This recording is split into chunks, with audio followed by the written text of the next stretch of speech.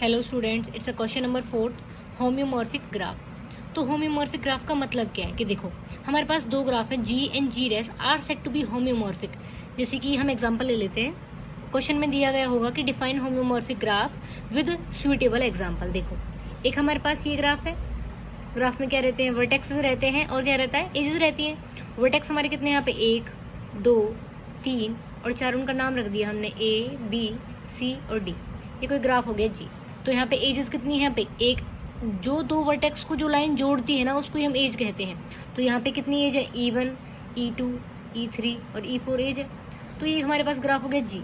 तो कह रहा है कि G dash, if G dash can be obtained from by introducing some additional vertex on the edges of graph. अगर हम जी ग्राफ की एजेस में कुछ और एडिशनल में डाल देते हैं वर्टेक्स, तो जो हमें नया ग्राफ मिलेगा वो ग्राफ हमारा क्या रहता है, तभी आपस में क्या हो जाते हैं, होम्योमॉर्फिक। या फिर कह सकते हैं if G dash can be obtained from G by sequence of sub division of edges. Divide कर देते हैं, जैसे कि हमने एक वर्टेक्स यहाँ मान लेते हैं और एक वर्टेक्स यहाँ, तो कैसे बन जाएगा भाई, इस वर्टेक्स पे कोई फर्क पड़ेगा नहीं एज पे। यहाँ पे ये जो तोड़ दिया हमने इस वाले को इस तरह से, और ये हमने दो एडिशनल में डाल दिए ना, एक E4 एज पे डाल दिया, एक E2 पे, तो ये इस तरह से बन गया। तो ये ए बी सी और डी, हमने दो वर्टेक्स को ऐड कर दिया, एक ई को और एफ को। तो ये हमारे पास एक अलग ग्राफ बन गया जी डैश।